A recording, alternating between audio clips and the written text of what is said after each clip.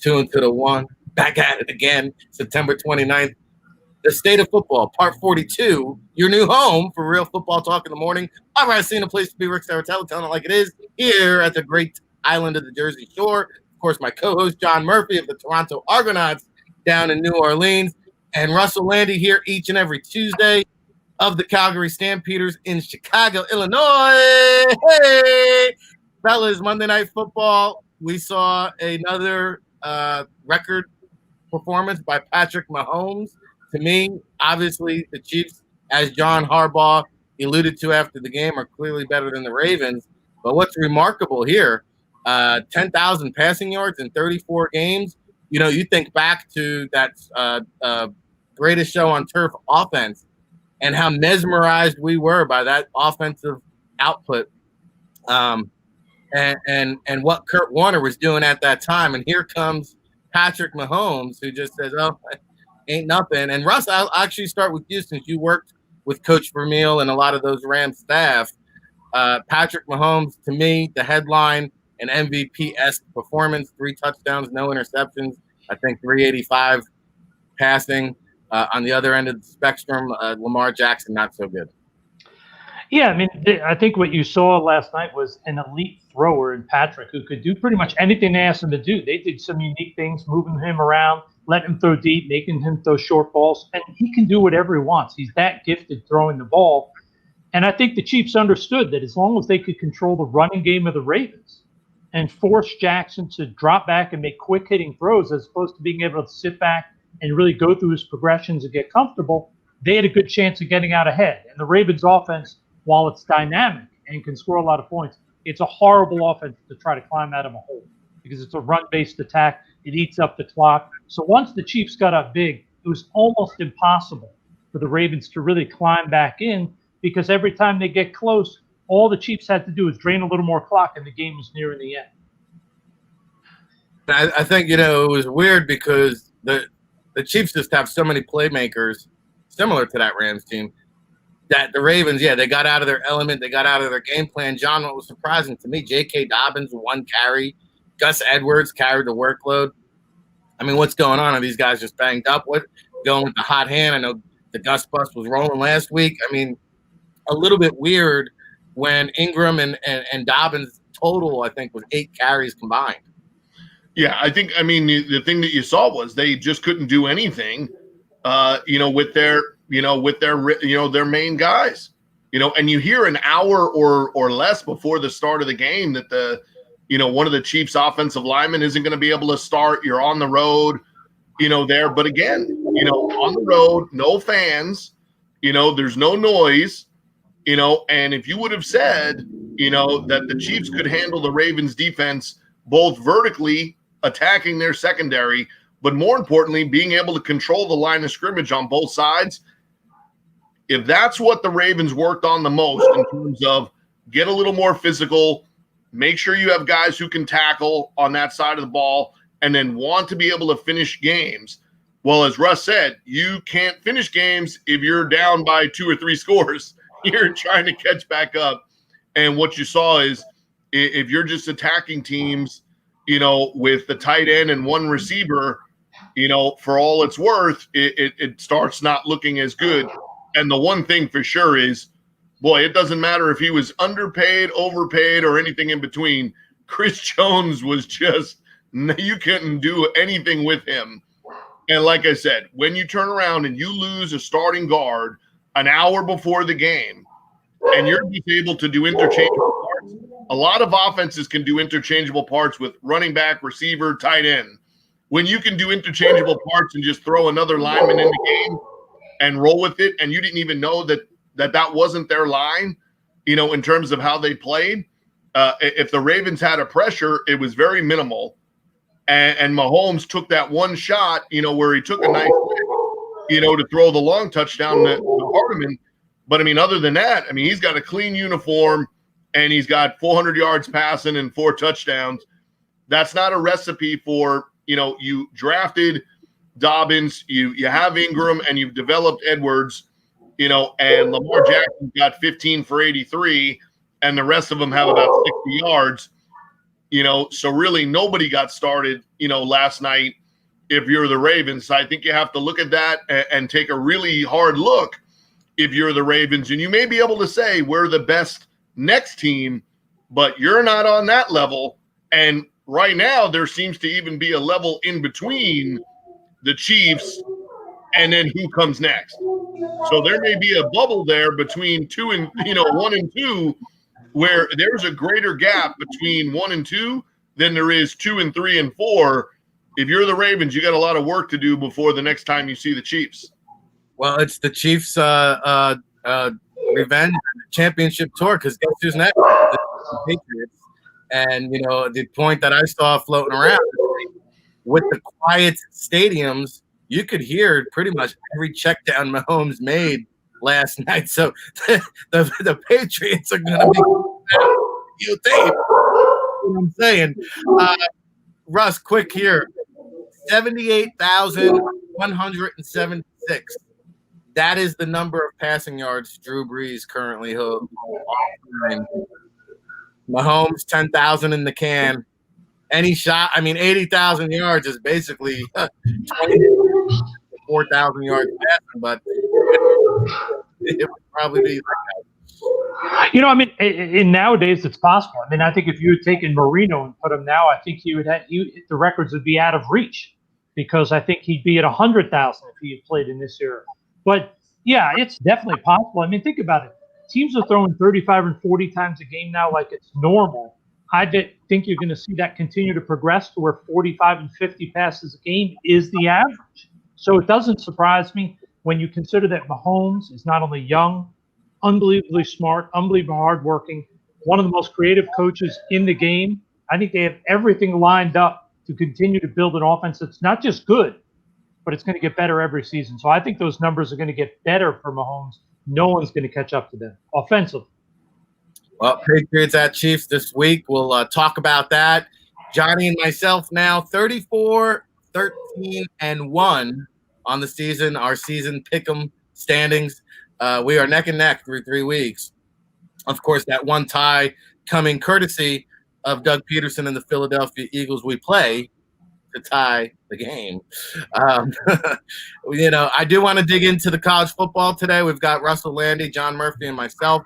We're going to recap the week that was in college football. We're going to look ahead at some of the matchups on deck. But real quickly, just on Earl Thomas, expected to sign with the Houston Texans. I had a number of games out. But this move, desperation, too little, too late here? I don't know. You're talking about a team that's won the division, for the last 5 years? Yeah, they're struggling right now, and I don't think that Houston's going to all of a sudden go racing up and become a great team. But I do think they have a chance, if they can right the ship, to get 8-9 wins. I don't think they're going to be winning the division again and going back to the playoffs, but they can get this head in the right direction. They do have a lot of talent there, and obviously they've got the quarterback. I just think that, unfortunately, they've had some bad breaks, and I think they're having a little bit of trouble getting up to speed in the new offense in terms of you don't have Nuke there anymore to throw to. They're having to revamp that offense with a new sort of who's their primary guy. I wouldn't write them off so much. I think there's a lot of talk about Bill O'Brien getting in trouble, but let's remember, they won the Division 4 the last 5 years. I think if they made any changes there, they'd be out of their mind. This guy, it's a bad start, but I don't think it's going to end up as badly as it is. Well, they did start off 0-3 once before. They did make the playoffs, finishing up 11-5. We shall see. All right, let's turn the page. College football, what an upset Saturday it was. The state of football is going to break it down for you right now. The big thing to me, fellas, the SEC, we all were waiting for, anticipating with these quarterbacks. The anointment of Kyle Trask and KJ Costello, John, too early? Well, I think what you got to see was it's worked everywhere Leach has gone, right? So this is going to get teams off balance the same way, when you play to Georgia Tech or you play, Army, Navy, Air Force or things like that. You're going to play Costello and you try to play that style against it. Really, the go to the weekend is Bo Pelini. Like, you can't just sit there and play like that and not give your team a fighting chance. So if I were him, I would make sure that your property was just a rental and probably not, leased to purchase, because you won't make it through an entire season in Baton Rouge if you coach like that.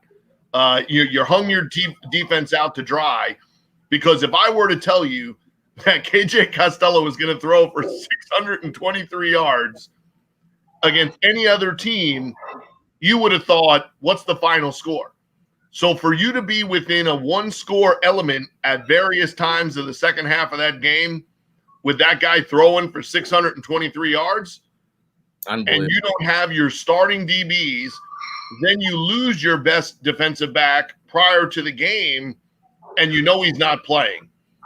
That's, to me, it's that is a coaching era faux pas and not a good start, for Bo Pelini. Now, they luck out, per se, that you're playing Vanderbilt, but Vanderbilt just played a very tough Texas A&M team ranked in the top 15, to almost a dead tie for 4 quarters.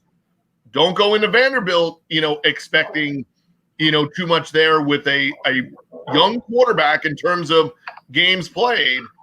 That's a very dangerous road, right now to take. Now, I think you've seen enough of Kyle Trask starting last year when he took the job over to now to know that, one, he is a good quarterback. Is he a franchise NFL quarterback? Let's not go anywhere near that at the moment. But he is playing with a premier tight end and a lot of weapons and a system that works for him and Dan Mullen, who's got Florida headed in the right direction for sure. So I think that's one for sure that you could say, he's got them. He's their clear leader. There's no more dual quarterback. That, University of Florida basically started the dual quarterback thing. That's not happening right now, at the University of Florida. I think they got their guy, and they seem to be on a mission to prove that last year down the stretch wasn't a fluke. They seem like the team to beat right now in the SEC in general. And then this week is a very interesting matchup because you get JT Daniels able to play for Georgia, but he doesn't have any action under his belt. And Bo Nix looked a lot more comfortable. And you talk about guys that sometimes maybe it takes the first or second if you get a second or third opportunity. Boy, you know what? Chad Morris looks a lot better as Auburn's OC than he did look as a head coach. But he looks a lot better as an OC, and Bo Nix looked a lot more comfortable as a pure passer, and he has Seth Williams on the other end of that. Auburn, I think, can separate themselves from the pack and put themselves right there, along with Florida as a true top 10 contender by beating Georgia this week. Yeah, I think Florida could actually knock off Alabama this year and just ride it right to the national championship. And, you say pump the brakes on Kyle Trask, but I say around this time last year, we were saying the same thing after Joe Burrow's first start of the season. Hey, not too bad. Let's wait and see. Speaking of Georgia quarterbacks, that previous record, Costello smashed it. Eric Zaire, 544. Costello goes for 623. Oh, by the way, Trask sets the SEC touchdown record, right, with 6. 4 of them going to the tight end. We'll talk tight ends in a second. But, Russ, first of all, Bo Pelini leaves Youngstown State as the head coach to take the DC for $2.5 million. Not a bad gig. But your thoughts here with Costello and Trask? There's a lot to be excited about now. Well, firstly, just one thing for Pelini. I think by the end of the year, he's not going to look so bad because I think a lot of the coaches in the SEC, and you heard a lot of talk prior to that game saying, yeah, he did this at Washington State, but look how Washington, they figured out how to stop him. Yeah, Washington had 5 times better athletes than Washington State. Now Leach is coming down saying, look, I have elite athletes. Watch what we're going to do. I think the SEC is going to hate Mike Leach by the end of the year because he's going to make them all have to change everything they've ever done. He's going to put up numbers that have never been seen before in that conference. And personally, I think he's doing it with a quarterback who I'd be surprised if he ever really plays in the NFL. Costello's just a guy. His decision-making in that game was terrible. And some of the throws he made were terrible. 2 interceptions, 2 fumbles. Yep. Oh, it was brutal. And he threw some balls that nobody should be throwing. But you know what? That's part of being a college quarterback. He's a good kid. He's very smart. He's got an okay arm. He's a good athlete. Trask, to me, is a much better player, the quicker release, throwing the ball, a little bit better timing. I still want to see Trask do it when he's got guys in his face consistently, but there were a lot of positives to take from what Trask did. But I think killing Pelini is a little bit too much because I think the whole SEC is going to get a lesson of what it's like to play pass defense this year. Well, you can't knock the guy too much. He had a good Italian restaurant recommendation when I was out there in Youngstown. So I thought you meant in Mobile. Yeah, no, when we went out to Youngstown State, he had a good recommendation over there behind the stadium. So the interesting thing about Trask, too, in case you don't know the backstory, he takes over from Felipe Franks last year, who now, oh, by the way, is in Arkansas, and didn't look too good. But he didn't start a game for like 6 years because, oh, by the way, the last game he started was a freshman in high school because, oh, by the way, he was sitting behind De'Aaron King in high school.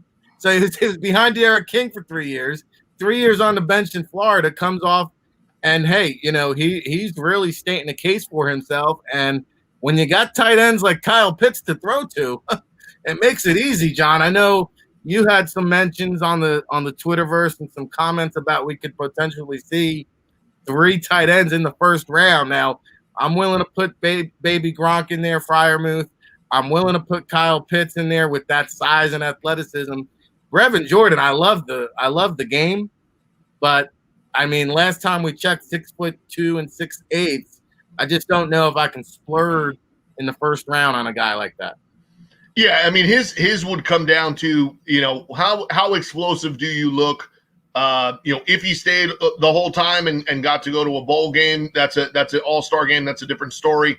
But, at the combine, how does he look? How teams are going to judge what they're using that guy and in what role, right? If you are characterizing him as a straight tight end, well, yeah. But the way the teams are using those guys, as a lot of teams now, getting him into being a top 3 weapon on the receiving end of the game, if he's tag teaming with another guy that is the blocker and you're expecting that guy to catch 50 balls for you, if the tight end thing starts moving in that direction, one of those guys, I mean, you see where Hawkinson went. How can you ignore the factor that if you put Hawkinson and Pitts in the same draft, is it a guarantee that he goes ahead, that Hawkinson still is picked ahead of him? I mean, head to head. Noah Fant went relatively high, and I'll take Pitts light years ahead of Fant. Right. So that's where my thought process is, depending on if they're all in the same draft, or if this is a staggered situation where 2 out of 3 are in one draft and 1 is in the next. I think they have an excellent opportunity there because of what you're seeing out of the NFL game. Teams are using that receiving tight end and moving them all over, creating mismatches and allowing those guys the freedom to get open, all over the place. And a lot of guys that have very similar attributes. And the size variable for me, I mean, they're not inline blocking Austin Hooper a lot. Hayden Hurst isn't being asked to just sit there, and be a thumper, at the line of scrimmage as a blocker. So if you keep making plays like that in the middle of the field and down the field, it puts him in a scenario for that consideration, because what I'm saying is if teams are looking at the Waller, the Kels, like if teams are looking for that guy and all of a sudden a guy like Pitts goes where Hawkinson went, and then there's another guy potentially taken, I'm thinking that, a guy like Thomas or someone like that could getting themselves into that 25 to 40 range. And then if you're in that range, anything can happen during a draft if somebody really wants that position, because you're seeing it's a difference maker, right? I mean, you tell from the healthy week against the Saints defense with Waller to then how he looked a little bit under 100%, and with the Patriots, figuring out a way to cover them, and their offense looks completely different. But that is making a huge difference with NFL teams, to find yourself that tight end who can just make plays like that in the middle of the field. And I think you're seeing that the college game, it'll be very interesting now to see those two-way kids that are playing tight end and outside backer. tight end and pass rusher, most of them normally stick with defense when they get to college because they see it as the faster route to the NFL.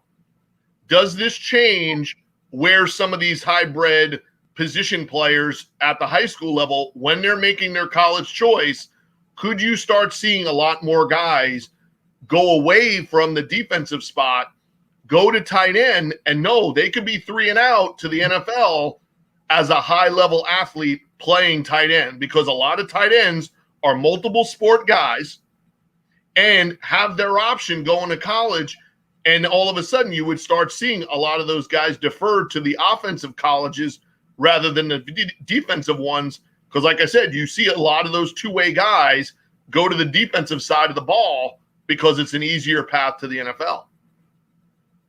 Yeah, and I'll say this one last thing about Kyle Pitts. If you read our Scouting the Nation column on NFLDraftBible.com, you'll know that there's a good chance he times sub 4.6 at the combine at 6'5" and 240 plus. I got news for you. Kyle Pitts could be headed for the top 10. Russ, your thought?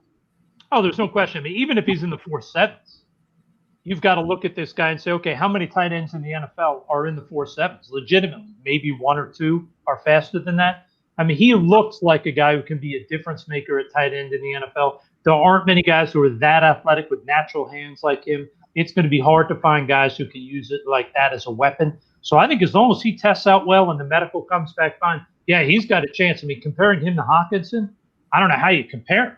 Or a guy like Noah Fant, who was a borderline draftable player because he's so stiff.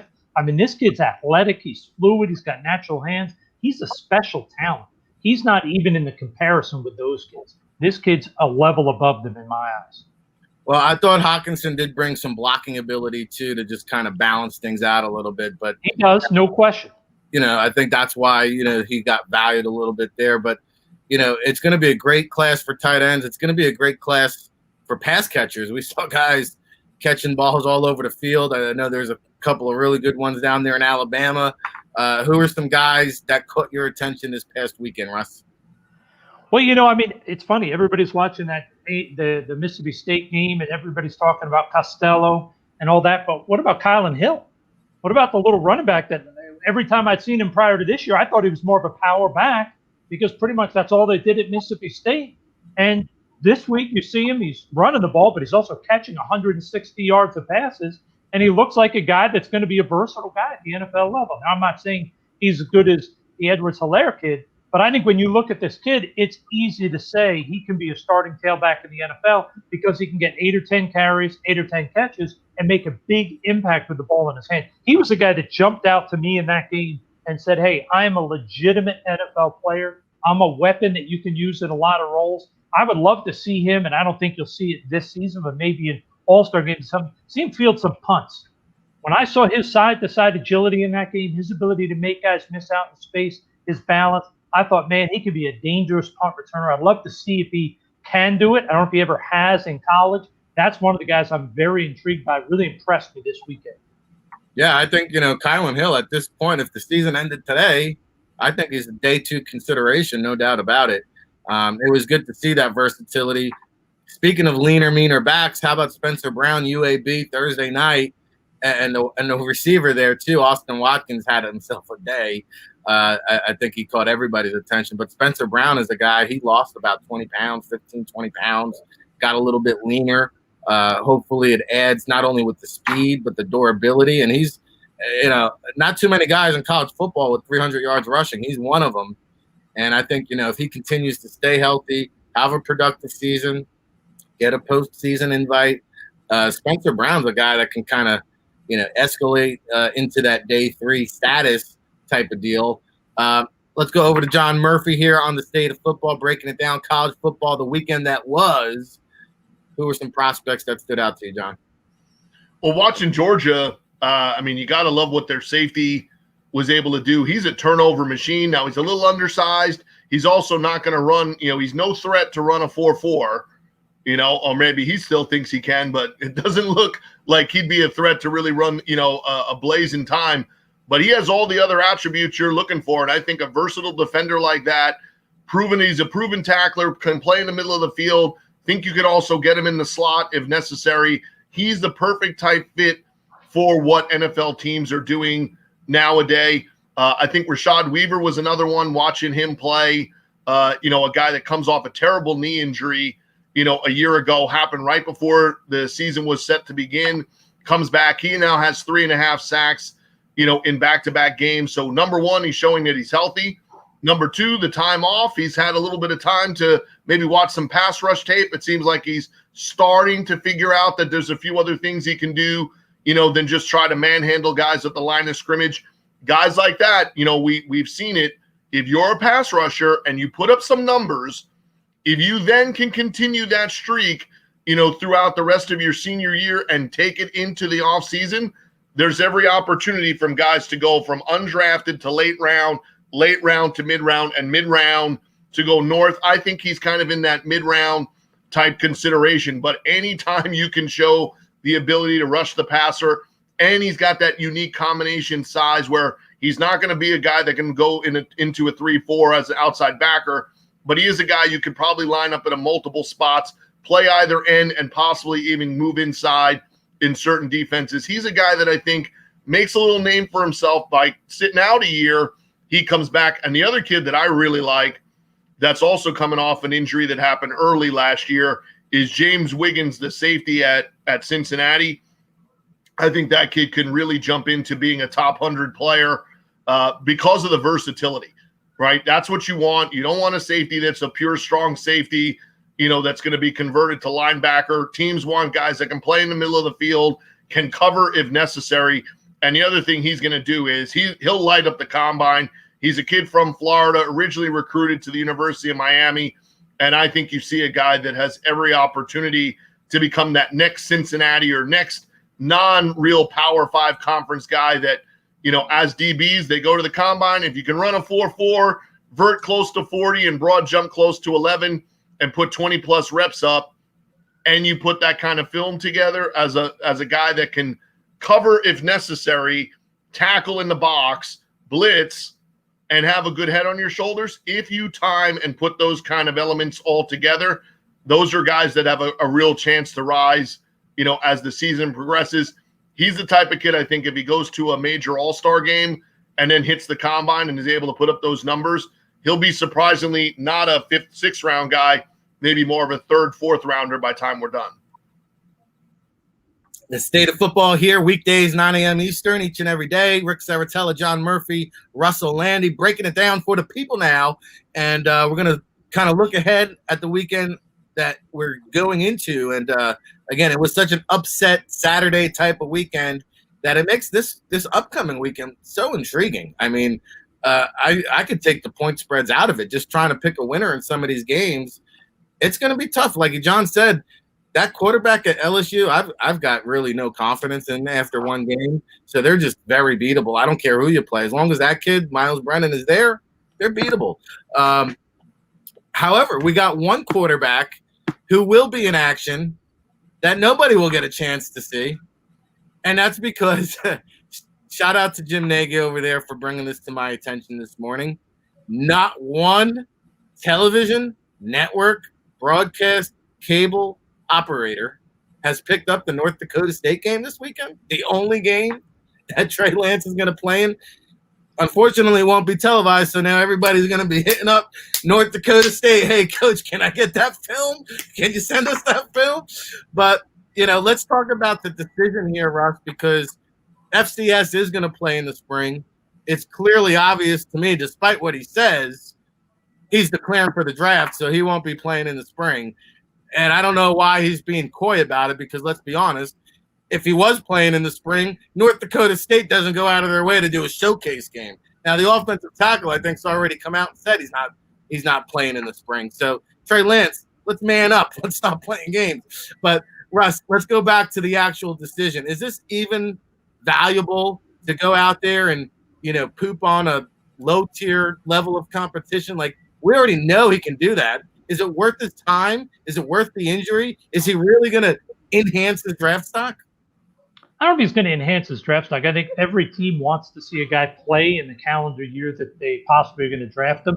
So, I mean, you look out at April of next year, April, May, coming back to now, this will be the one game he's played in. So, I mean, teams want to see that. Is there a lot of value? I really don't think there is. I think it's sort of a sham by the school.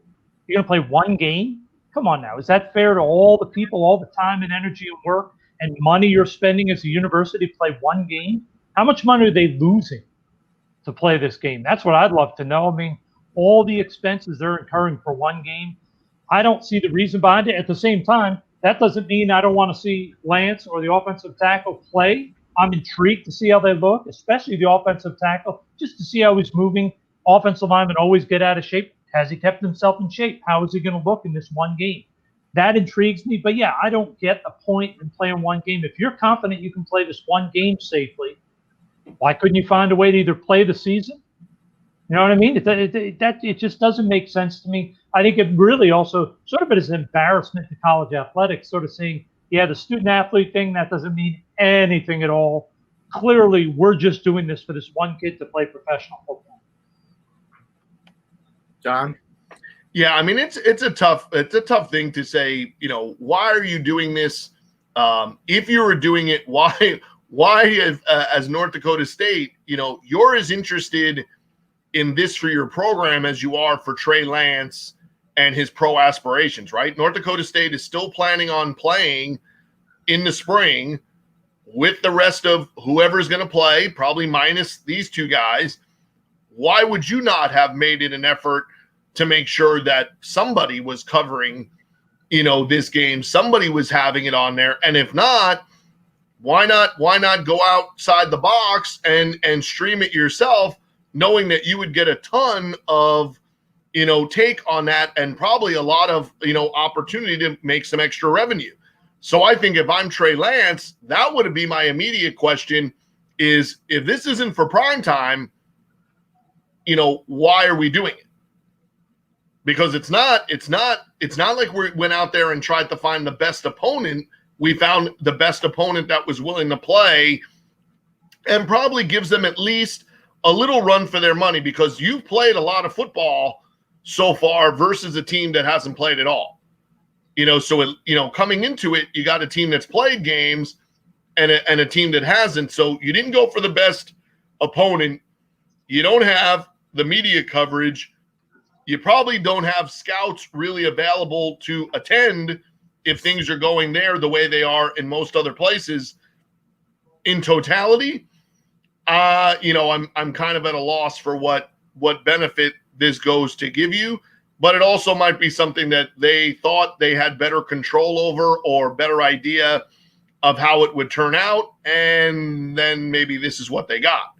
You know, so it's probably a little late, you know, in the last 10 or 14 days, you know, to turn the corner and go away from doing it after you set it up.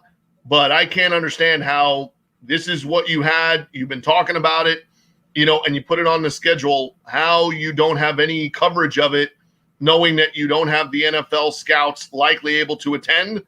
That's kind of a question mark to me of how the whole thing was kind of set up to begin with.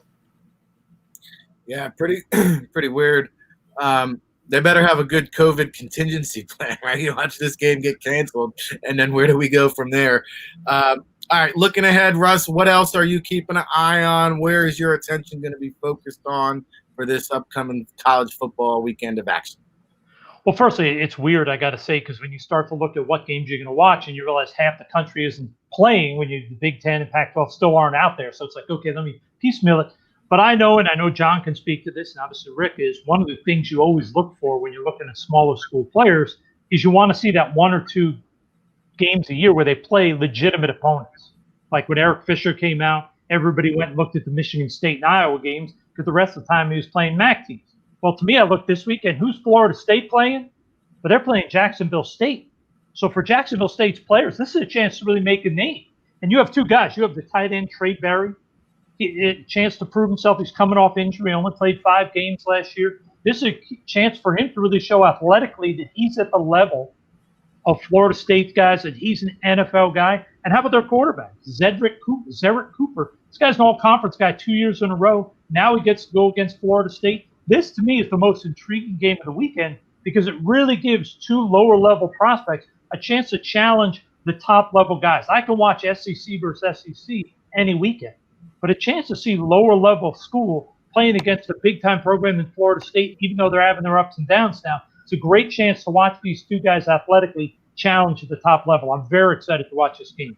It's also going to be the only game Florida State's favored to win. Possibly true. Well, there's a lot of possibly not. One thing for sure that I said is amazing to think about where certain programs are at.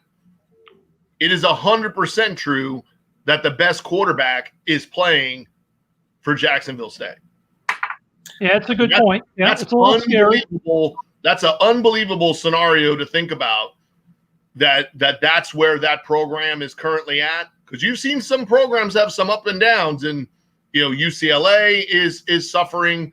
At the moment, we saw the amount of points that Oklahoma and Texas and Florida State and LSU gave up, last week on that side of the ball. But that is unbelievable to see how, you got to give Norville and his coaching, staff a chance. But I'll tell you what, the number one guy that would be responsible for the turnaround at Florida State will be David Johnson. Because if they don't have the chance to change their recruiting habits at Florida State, that coaching staff is doomed. So he made a great discovery and able to pull him out of Tennessee, because you see the difference in what Tennessee looks like now compared to what they looked like a few years ago. Getting that guy to Florida State, you better start pulling some of these grade A guys out of the South and getting them back to Florida State, because that game the other night, I mean, that was abysmal to see how much difference there was between Miami and what they've done recently in finding guys and being able to bring new guys to the table. The coaching staff, the energy, the prospects look better, the team looks better. And you looked at Florida State. Whew, man, that was rough. That was a rough go to watch. And it'll be really interesting. The first 10 minutes of that game, if you want to watch some college football and see some trepidation, the first 10 minutes of that game, if I'm Jacksonville State, I'm taking that ball and I'm going right down the field, because if it's 7-0, you might have yourself an upset. Well, Jimbo Fisher meet Alanis Morissette. Isn't it ironic that he's now on the hot seat? And, sometimes you got to follow the dollar signs. I get it, but he could be out of work, and Florida State could be looking for another head coach. But kudos to Russ Lande, Trey Berry, giving us another name to keep an eye on there. I was already excited for the quarterback. Now I get to check out the tight end. Where else do you get this kind of coverage? Right here on the State of Football, weekdays, 9 a.m. Eastern. Lock it in. I see we've got questions in the chat room. If you are on the YouTube or Facebook feed, you can leave a comment. You might even be able to comment on the Periscope. We'll do our best to answer all our questions. We'll talk about Dallas at the end of the show for you and give you our takes there. But, John, going into the weekend, who are some of these other college football matchups or prospects that you'll be watching? Well, I just texted to you. I think that this is it. Kellen Mond, I don't want to hear anything else. This is it. I can't see another 16 for 37 for 200 and multiple turnovers against a really good team. If not, I will convince Russ that he should neg him because I don't want to. But you can't keep hearing about this guy being who he's supposed to be able to become. You have talent there. You're in this, third year, in this situation. Here you are again as a top 20 ranked team going to Alabama, and all of us, if asked, think that we're going to end up with another 40-10, similar result here, with Alabama. They have a young quarterback. They do have an excellent group of skill position players and a good offensive line. But if you can't go in there as an upperclassman, as Kellen Mond, and produce a game where you're in it for 4 quarters, I'm not asking you to win it. That would be nice. But be in there for 4 quarters. Don't turn the ball over and make it be the reason that they are in the game in the 4th quarter is because of how you played. I think this kid right now is one of the more overrated prospects because I don't see it. I don't see how he continues to be thought of, as a real NFL prospect as a quarterback when every time he's had an opportunity to kind of put it on himself, it seems like it doesn't go in that direction at all. And he has a real opportunity now coming off. You saw the defense. They'll play good defense even with their opt-out guy. They have a good enough team to compete with this Alabama team. They can't turn the ball over. And at some point, having the upperclassman quarterback has to work for Texas A&M the way that it worked for other teams. Because you saw last week, the one thing that was able to help teams cross that barrier when they were struggling in any other way, the upperclassman quarterback, right? Georgia brought in the fourth-string quarterback who had at least taken some snaps and knew the SEC speed of the game, and that guy got them out of trouble and kept them from losing in the first half against Arkansas. He's got to show up this week because, to me, that's his radar game would have to be right now. Alabama, right there, you're both 1-0. Here's an excellent chance. If you lay another egg, I'm kind of confused to where he goes from there. Yeah, and I think when you take a look at his draft grade, if you were to take a survey of 5 different teams, you'd probably get 5 different answers in terms of how they view him. And so, this could be a big game that kind of solidifies some kind of foundation here as he builds a case to be drafted, right? The one game I'm looking at is North Carolina traveling up to Chestnut Hill. Boston College survived the scare, just eked out a victory last week with the last-second field goal. Of course, the Notre Dame transfer, Jerkovic, is up there. But, they've got some players on this offensive line that is Boston College, who traditionally has turned a lot of pro talent on that offensive line. And I think that both of those guys, really all 3 of them, Zion Johnson, his brother, the other Johnson, Ben Petrula, I think they all have a chance, especially Zion Johnson and Ben Petrula. I think these guys have a chance to be still solid pros. And the tight end, Hunter Long, the school put him on our radar back in March, and now you're starting to see him. I see Kuiper is got him now in the first round as a sudden riser. He's not a sudden riser. We knew about him now. Watch the state of football. Get your game up to speed, brother. And then don't forget about the linebacker, Max Redfield. I mean, he's up there in the league leaders and tackles. All he does is make plays. He's not going to, impress anybody at the combine or pro day workout by any means. But just a smart, really good football player. Of course, North Carolina, I always am intrigued. Bo Nix and Sam Howell are like these 2 sophomore quarterbacks. We're kind of seeing, are they going to make the next jump? But that running back there, Carter, he's got some wheels to him. I think he returns kicks. I'm excited to see him more. And then Daz Newsome, I think, is, you talk about a potential, slot receiver. Again, maybe he's a return guy. You saw Duvernay last night, the momentum change for a second there with the punt return, right? And so Daz Newsome could be a guy. Of course, I was at North Carolina's first game last year against South Carolina. Chaz Surratt was making his first start of his career at linebacker, and I happened to bump into his parents outside and pregame, and probably talked football for about an hour with him because he's a youth football coach in the area. He knew a lot of the players and some good background information. But Chaz was a high school quarterback. He also played linebacker in high school, so it wasn't really like a new introduction. Very smart kid. And I think you talk about a dark horse candidate that could sneak into the first round there. I think Chaz Surratt, both of those Surratts, right? Sage Surratt, I mean, he's coming off the injury, but both of those guys are so extremely talented. So that's going to be where I focus my attention on. That's the college football weekend ahead. Did anybody else have any further comments there? Man, I think you're dead on in the North Carolina kid, because I think the linebacker could outrun his brother. The thing that Chad Surratt is going to be most surprising to his game is that he'll end up testing through the roof. And you're hearing, I think Zach Brown ran a 4.52 coming out of UNC. You're hearing he's even faster than that guy. So that'll be interesting to see him and Kyle Pitts matched up at the next level. That's going to be the showdown I'm looking forward to. But All right, let's see. We got a few minutes to play around with. Let's get to our question of the day. What do we think of Dallas? I'm assuming you're talking about the Cowgirls. Listen, Dallas, we talked about it yesterday show, going around the league. They've got automatic wins against the Giants, automatic wins against the Redskins. And, the way Philadelphia is banged up, they should at least split there. So, at the end of the day, I'll tell you this. Their offense is going to keep them in any game.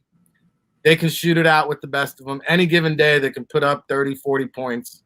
But I look at that defense and the offensive line. It's amazing how decrepit all of a sudden that Dallas offensive line is looking. But I look at the defense. I see you're dependent upon these reclamation pass rush projects and, hoping these guys hold up throughout the course of the season, which maybe they will. But then you wonder about the linebacker there, Van Der Esch with the neck. I mean, I think his career is done.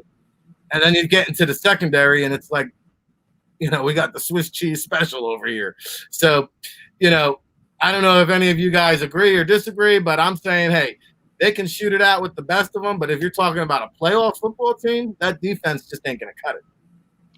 I don't think it's just the defense, even the offense. Although they're shooting it out and they can score, I don't think they're very consistent, especially starting games. I mean, I just look at it and think, okay, let's see.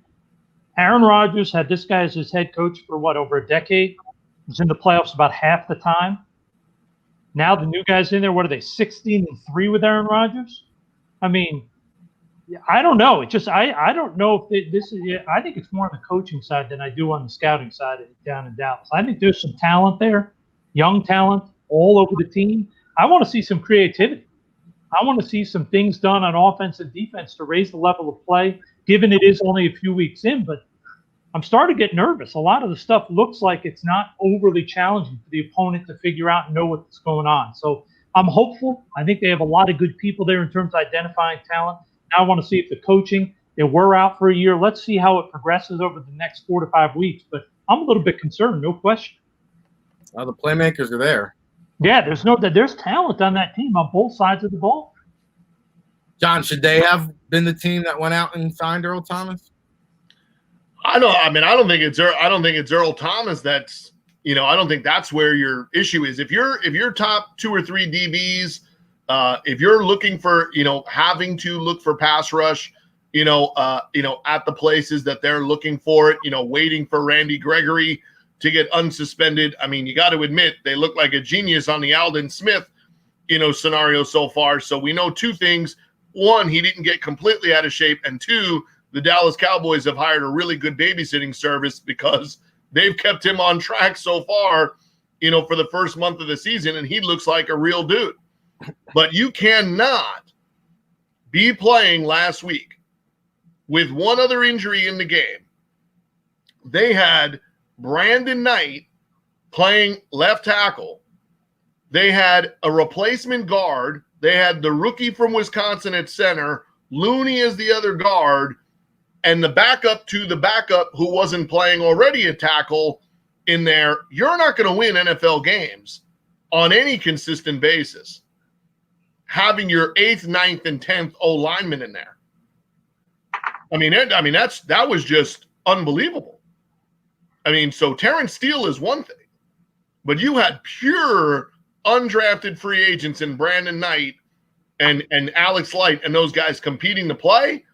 You have absolutely no shot, right? If that's a healthy Seahawks front, there's no chance that they put up 500 yards and score the way they did. They were benefiting from the factor that pretty much the Syracuse kid was playing his first NFL game ever. So they were lucky, that the Seahawks were not with Bruce Irvin, still have a little bit dinged up, interior of their D-line. Because if you look at who was out there in the second half playing O-line for the Dallas Cowboys, those were not guys that Russ would be running to nag or would I.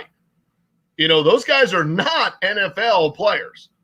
That was a 3rd or 4th preseason offensive line just to move guys around and get them a look. Because Brandon Knight's not an NFL tackle, period. And Alex Light was cut, moved to the PR, And somehow that was their highest rated guy. But I think what you see is this is the problem. And you saw it last year with the Rams, and then they had to deal with it the way that they dealt with it. This would be the problem if you want to have a roster that includes Dak Prescott, Ezekiel Elliott, Amari Cooper, and a Gallup, and a DeMarcus Lawrence, and Van Der Esch, those 8 or 9 guys. Guess what you get with it? Players 35 to 53 are really average. So you got to draft you have to be drafting unbelievable. Then your pro department has to be stunning and pull out not just one Aldon Smith, but you got to pull some guys, rabbits out your you-know-what. And then you better have a coaching staff at running back, DB, and offensive line who can turn chicken you-know-what into chicken salad, because that's what you're getting when you're talking about no Tyron Smith. They literally are right to all undrafted free agents. I mean, that's a recipe for a disaster. And it's only because of the division they're in that there's a chance that, okay, they have San Francisco and the AFC North, right? Is there non-conference foes? So Baltimore, it would, even after last night, you would not think Baltimore was a favorable matchup for the Cowboys. They get the Bengals in the second half of the season, which is probably going to be no easy task. The Steelers, which would not be an easy task for them right now, and they play the Niners in this back end of the season. So I could get Dallas to 8-8, but it's going to be because you ran through your own division. And if they don't do that, it'll be real interesting to see what their record is. Yeah, you're looking at an 8-8, 9-17 that, somebody has to win the division by default. That's what you're looking at here. The state of football, telling it like it is here each and every morning, weekdays, 9 a.m. Eastern. We're running out of time. It's been another power of hour. We'll be back at it again tomorrow to chop it up. Russ, make sure you go follow Russell Lande at Russell Lande. Of course, Calgary Stampeders, Infectious Scouting, GM Junior, the state of football. Parting shot for the people. Russ, can we get you on board with the Yankee baseball playoffs tonight? I know you'll be watching. Not even a chance. I will not be watching. I will be getting a little practice in. I got a game on Friday. Got to get back out on the ice. So get a little work on my slap shot so I can be ready for Friday's game. Train, baby, hop on board the bandwagon. Never would I hop on board that Yankee bandwagon. Come on over to the good side, brother. John, we got to wait now 2 days until we have football in our lives, but here come the Yankees, thank God, to save me from the Jets and Giants.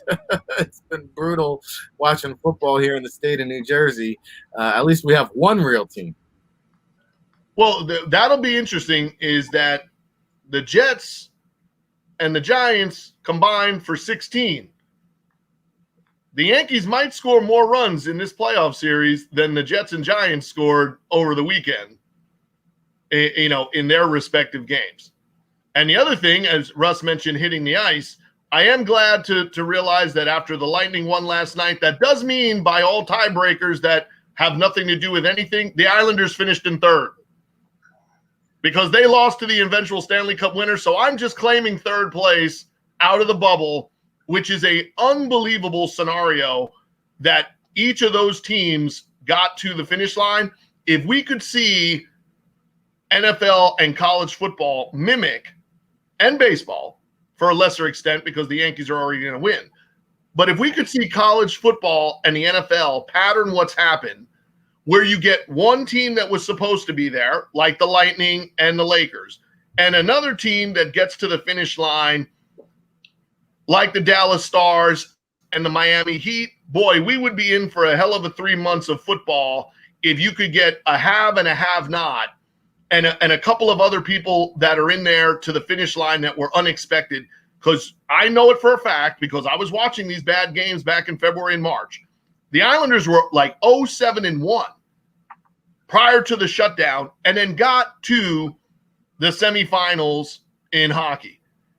Right? The Miami Heat at the trade deadline, there was all kind of things that they could have, should have done. And then the veteran they kept has been the catalyst, along with Jimmy Butler, to getting them into the finals.